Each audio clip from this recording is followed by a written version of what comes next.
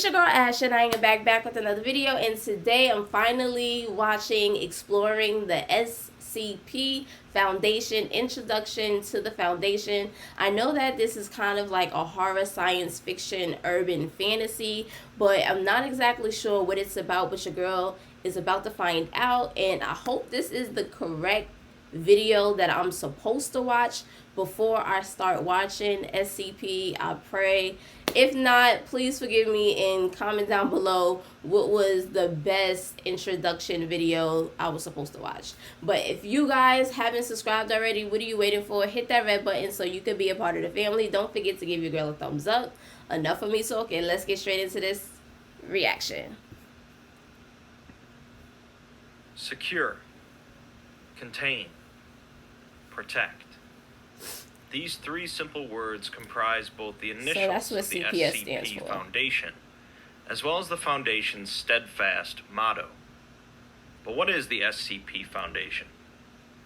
This video will continue under the assumption that this is the first time you have ever heard of SCP, and are about to enter a world of the strange, shadowy, and unusual. By the end of this video, you should have a decent grasp of the basic concepts that make up the Foundation. To begin with, the SCP Foundation and universe are primarily associated with a single website, the SCP Wiki. Rather than having lore spread across movies, books, or video games, the website is driven by community submissions. Wiki as the like Wikipedia? Comment down below, let me know. Anyone can write and add to the SCP universe, assuming their writing is up to snuff. And because of this, there is no official canon. Another way to look at this is that everything is canon, as any submission to the lore is equally valid, or invalid depending on your perspective. But there are a number of concepts that are generally accepted by the community, and that's mostly what this video will be based on. For a simple example, the SCP Foundation is most often presented as a shadowy organization that works outside of the public awareness in order to keep things secret and safe. However, if an author wishes to change this perspective and present the Foundation as a very open and public group, they can do so. Whether or not such a perspective will be accepted by part of the community is a different matter, but overall, canonicity is a fluid and often debated topic within the SCP community. So, as mentioned, the SCP Foundation is a well-funded and staffed organization that generally works outside of public awareness and operates with or without the approval or support of local governments. The Foundation often recruits the finest scientists, researchers, engineers, and military agents that they can find, employing them to perform stressful and generally dangerous tasks. These tasks are of course related to the Foundation's motto that I mentioned at the start: secure, contain, and protect. Within the universe that the Foundation operates in, which is most often presented as our own universe, there are a massive number of strange, paranormal, and anomalous things. These things, which bend or break the natural order of things as most people know it, can vary wildly in concept, form, hostility, usefulness, and danger. Without getting into too many details at this point, these anomalous entities can range from immortal killing machines to a six-sided die that occasionally lands on a 7. Some can be used to greatly benefit the Foundation, such as pills that can cure any disease, while others continually threaten both the Foundation and all life on Earth, such as massive eldritch entities for which the Foundation has no idea how to contain. Each of these entities, or at least the ones known to the Foundation, are given an entry on the website. These entries, known as Special Containment Procedures, or SCPs, generally follow a similar format and contain information written and cataloged by researchers working for the Foundation. Each SCP is given a number, and at the time of this video, there are nearly 4,000 SCPs logged in the system. Damn. Next, each SCP is assigned an object class, Safe, which is a somewhat Euclid, broad indicator Keter. of how easily an SCP is contained, or how reliably it can be contained. There are 4 main object classes used across the Foundation, although occasionally others will crop up. Safe class SCPs are those that are most easily contained, with little to no chance of a containment breach occurring. It's important to note that safe can apply to SCPs that are harmless or beneficial, but also to SCPs that are incredibly dangerous, but easy for the Foundation to contain and protect. A key that can open any lock it touches, and a cooperative individual that can manipulate reality are both safe SCPs. One step higher is the Euclid object class, signifying the broadest classification of SCPs, where containment is more complicated and or less reliable than safe SCPs. Many autonomous or living SCPs are classified as Euclid due to their inherent unpredictability. A red disk that can transport someone to an alternate dimension, a humanoid that kills all plant life around him, and an orb that continually expands the interior of any building it's placed in are all Euclid class SCPs. Keter SCPs are those that are Keter. excessively difficult to contain for one reason or another, and often are incredibly dangerous to either the Foundation or others, although that is not always the case. An immortal reptile that hates all life, a highly infectious disease that takes over its host to spread itself, and a cake that infinitely duplicates itself are all Keter class SCPs. Finally, there is Thaumiel, highly classified SCPs that Thaumiel? stand apart from the others, generally due to their use to the Foundation in locating or containing other SCPs. Among the basic object classes, Thaumiels are the rarest, reserved for the most guarded secrets of the Foundation, and are generally more difficult to define than the others. A facility capable of rebuilding humanity after an apocalypse, and a machine capable of sending individuals into the future are both Thaumiel SCPs. After the object class is listed, the following information for each entry is generally the special containment procedures, meaning the steps and processes the Foundation goes through in order to keep the entity contained.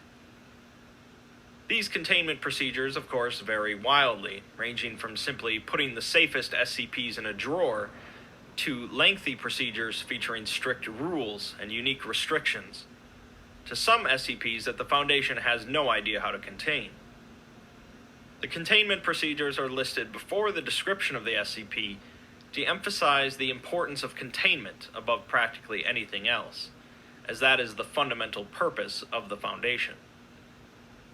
Some SCPs are kept in the same location where they were found, isolated and quarantined due to certain circumstances, and others, such as exceptionally cooperative humanoids, might be allowed to freely roam a Foundation facility from time to time. Due to the unique nature of each individual SCP, It's kind of like each containment procedure is also unique, Dead a little bit. and there is no standard set of rules.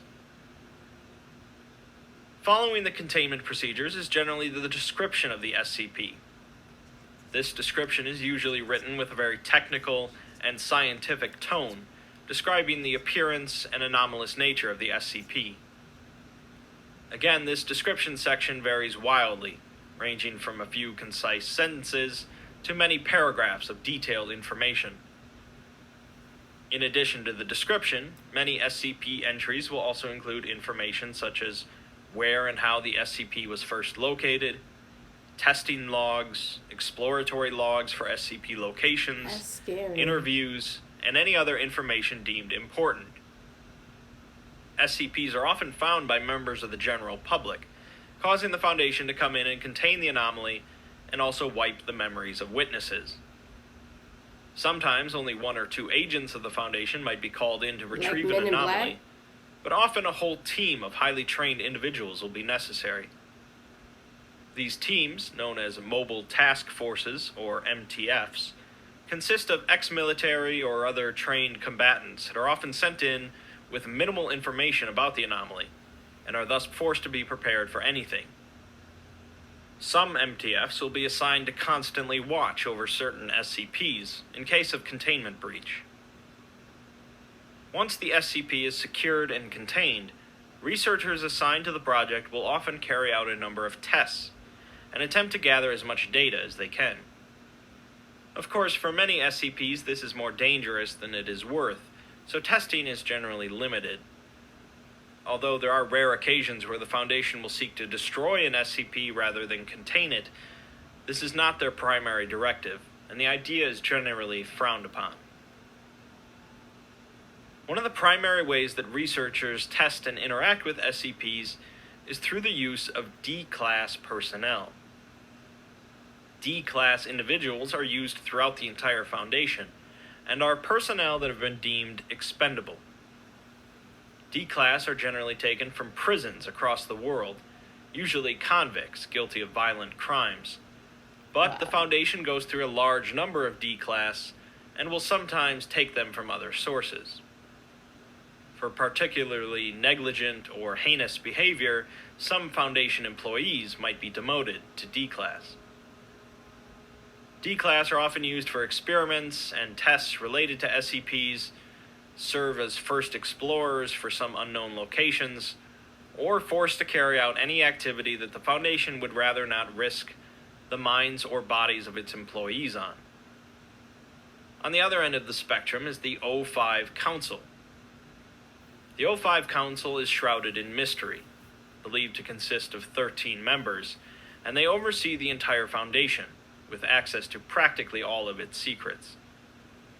Many rumors have spread about the O5s, including the rumor that they use their unlimited access to SCPs to maintain immortality. Below the O5s, but still with a large amount of responsibility, are the Site Directors. The Foundation operates a large number of facilities around the world, primarily functioning as prisons for SCPs, and each one is overseen by a Site Director. These facilities vary in size, with some just built around 1 or 2 SCPs, and others housing hundreds of anomalous items. There are, of course, other organizations besides the Foundation that have taken an interest in anomalous objects. These groups of interest range from the mischievous to occasionally cooperative, and the openly antagonistic. The Chaos Insurgency is a splinter group of the Foundation that attempt to obtain as many SCPs as possible. The Church of the Broken God is a religious organization seeking to resurrect a shattered deity, and the Global Occult Coalition is a counter-organization to the Foundation, dedicated to destroying SCPs and backed by the United Nations. There are a number of other organizations out there, with some of them responsible for creating SCPs themselves. The Foundation has worked with some of them on occasion and continually battles many others, but each organization continues to operate, largely in secrecy. That's a basic summary of the SCP Foundation and the universe it exists in. At this point, if you had never heard of SCP before this, you should be fully prepared to access the website and begin discovering all the different SCPs known to the Foundation. Wow, I can't believe we have a website. While there are many arguments about the best place to start reading, each SCP entry is generally meant to stand on its own. In addition to each of the SCP's entries, there are also a great number of tales on the site, which feature much less technical writing and provide unique perspectives on different SCPs or aspects of the SCP universe. The SCP Foundation and the thousands of entries appeal to many people for many different reasons, but primarily the SCP universe is strange, unusual, and unique.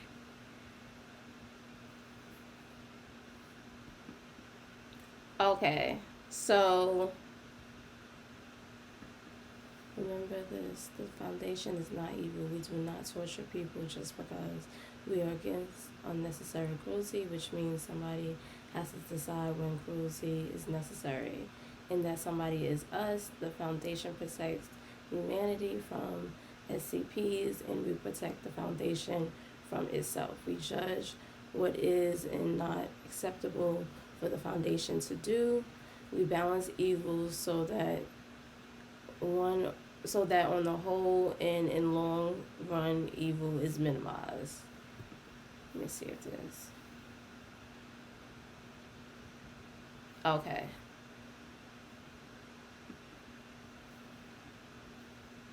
Okay, so basically the SCP is basically like, they're basically like, they can be basically kind of like cruel and stuff like that. This is like some type of universe underground thing. I think I got it. I think I understand it. It's basically like another universe, kind of like The Walking Dead in a sense. I'm just using that as an example. Kind of like The Walking Dead, but you have to protect, everyone from The Walking Dead, if I'm not mistaken, right? That's basically what it seems like. But what I find interesting is that there's so many SCPs. Like, I don't even know where to start. Like, I really don't. There's so many SCPs. I don't know where to start. This seemed like it's going to be fun to watch. I feel like I'm gonna have fun. Comment down below and let me know, where should I start. I don't want to watch like long videos. I don't want to watch like long videos. I want to be able to like have fun, like watching or whatever. But this seems definitely dope.